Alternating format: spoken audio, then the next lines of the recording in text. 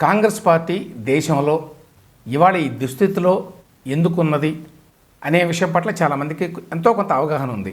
BJP పట్ల దేశవ్యాప్తంగా ఎంత వ్యతిరేకత ఉన్నా కూడా దాన్ని పూర్తిగా వినియోగించుకోలేని నాయకత్వ లోపం కాంగ్రెస్లో ఉంది అనే విషయం కూడా తెలిసిందే.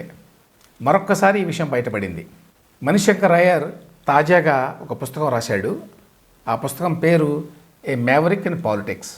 మణిశంకర్ అయ్యర్ కాంగ్రెస్ నాయకుడు, అందరికీ తెలుసు. కాంగ్రెస్లో కూడా మామూలు నాయకుడు కాదు, చాలా loyal Congress man. Especially Gandhi ఫ్యామిలీకి చాలా లాయల్ ఆయన. ఇన్ఫ్యాక్ట్ ఒక రకంగా ఆయన్ని సైకోఫాట్ అనొచ్చు గాంధీ ఫ్యామిలీకి. అటువంటి వ్యక్తి ఇప్పుడు తన పుస్తకంలో ఏమని రాశాడో తెలుసా? సోనియా గాంధీ నాకు దర్శనం ఇచ్చి 10 ఏళ్ళు అయింది.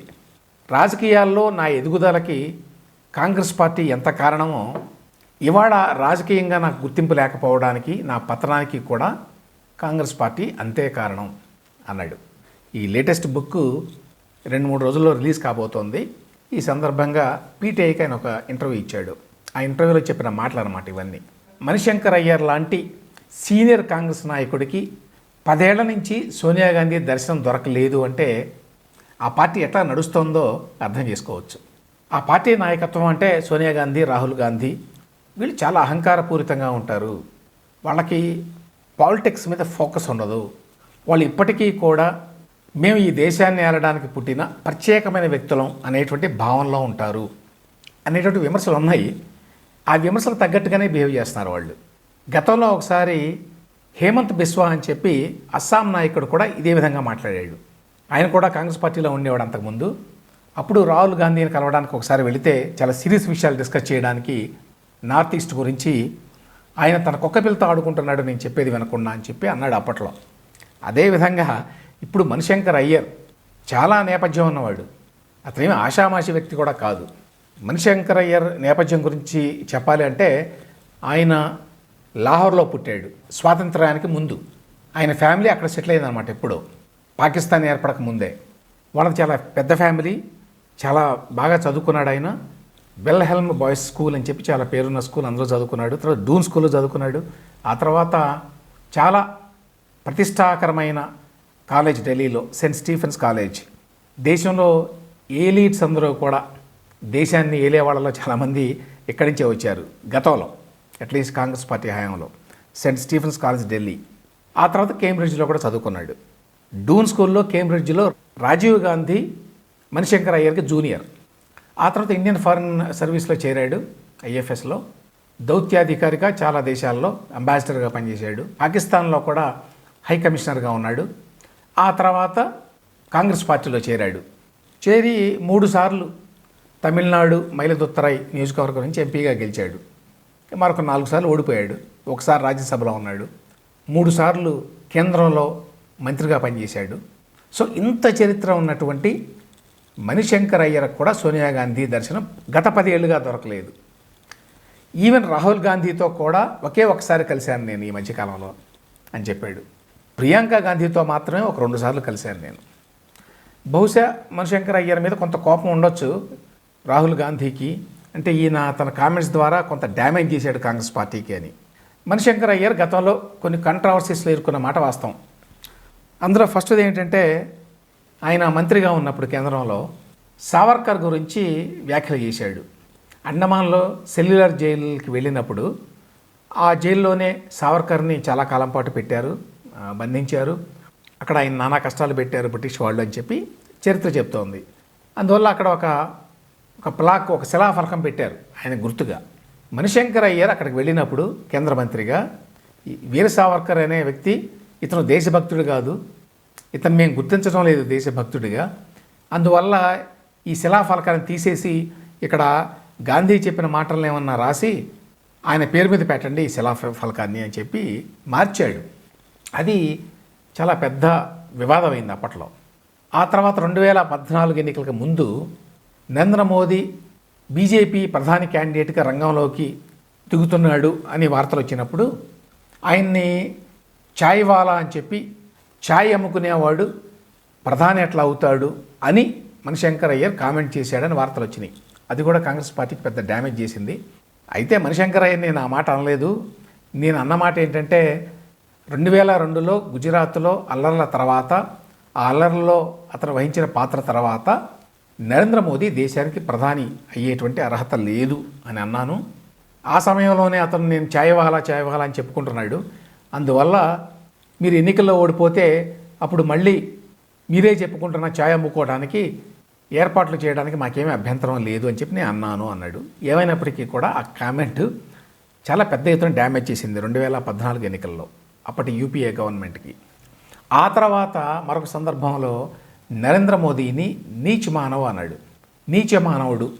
దీన్ని బీజేపీ వాళ్ళు ఎట్లా ప్రజెంట్ చేశారంటే ఈయన నరేంద్ర మోదీ కులం తక్కువ కులం అనే ఉద్దేశంతో, ఆయన బీసీ కాబట్టి హేళన చేశాడు అని చెప్పి అన్నారు. దాని మీద కూడా దేశవ్యాప్తంగా పెద్ద ఎత్తున విమర్శలు చెలరేగినాయి.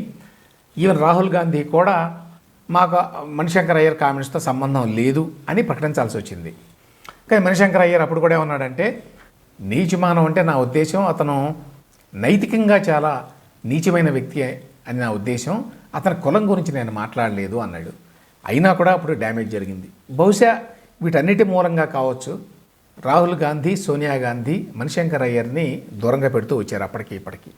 అయితే ఇక్కడ మరొక పార్శ్వం ఏంటంటే, మణిశంకర్ అయ్యర్ చాలా గట్టి కాంగ్రెస్వాది, అందులో సందేహం లేదు. కొంచెం ఎక్స్ట్రీమిస్ట్ భావాలు ఉంటాయి సెక్యులరిజానికి సంబంధించి, బీజేపీకి సంబంధించి, నరేంద్ర మోదీకి సంబంధించి. కానీ కాంగ్రెస్ పార్టీకి, కాంగ్రెస్ నాయకత్వానికి చాలా విధేయుడు. ఆయన 10 పుస్తకాలు రాస్తే అందులో 1/2 డజన్కి పైగా రాజీవ్ గాంధీ మీదనే రాశాడు. మరి అటువంటి వ్యక్తిని ఒకవేళ అతని కామెంట్స్ పట్ల కొన్ని అభ్యంతరాలు ఉంటే దాని గురించి మాట్లాడవచ్చు పిలిచి.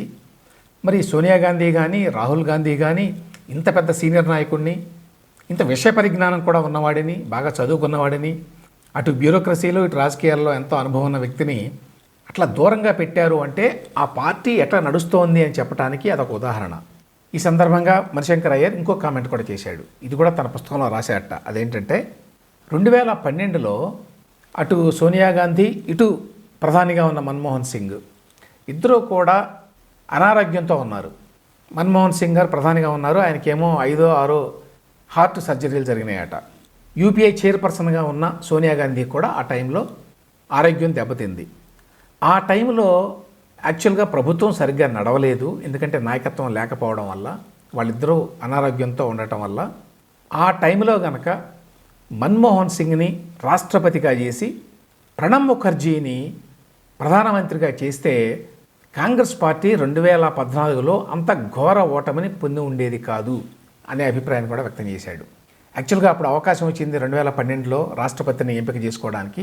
మన్మోహన్ సింగ్ని రాష్ట్రపతి పదవికి ఎంపిక చేసేటువంటి అవకాశం ఉన్నది అన్నట్టుగా ఆవిడక ఫీలర్ కూడా ఇచ్చింది అప్పట్లో సోనియా గాంధీ.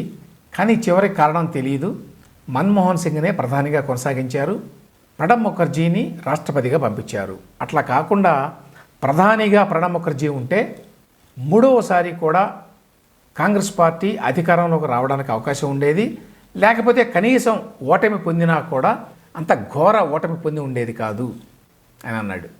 2014లో కాంగ్రెస్ పార్టీకి 44 సీట్లు వచ్చినాయి అంతే లోక్సభలో. ఆ నిర్ణయమే చాలా పెద్ద దెబ్బతీసింది కాంగ్రెస్ పార్టీని. అందుకనే అప్పటికి ఇప్పటికీ కూడా కాంగ్రెస్ పార్టీ కోలుకోలేదు అనేది మణిశంకర్ అయ్యర్ అభిప్రాయం.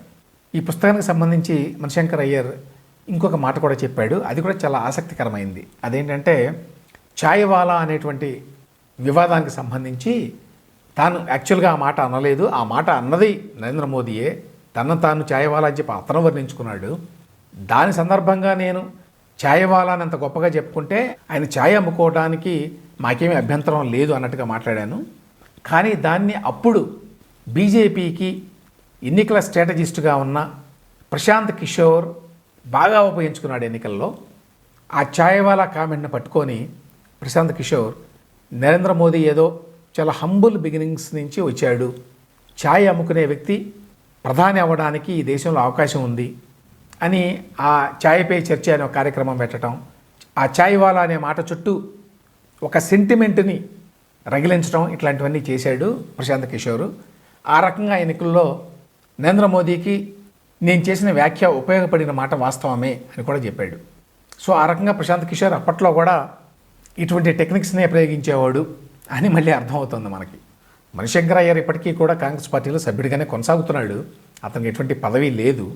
కానీ ఆ పార్టీలో ఎంతో అనుభవం ఉండి ఎంతో సీనియారిటీ ఉన్న మణిశంకర్ అయ్యర్ లాంటి వ్యక్తులను కూడా కలిసి మాట్లాడడానికి కాంగ్రెస్ పార్టీ నాయకత్వం, మరీ ముఖ్యంగా సోనియా గాంధీ, రాహుల్ గాంధీ ఏమాత్రం ఇంట్రెస్ట్ చూపించరు అనే విషయం ఆయన biography A maverick in politics ద్వారా మరొక్కసారి లోకానికి తెలిసింది. ఆ రాచరికపు పోకడల్ని ఇప్పటికీ కాంగ్రెస్ పార్టీ నాయకత్వం వీడలేదు అనే విషయం కూడా మరోసారి అర్థమవుతోంది.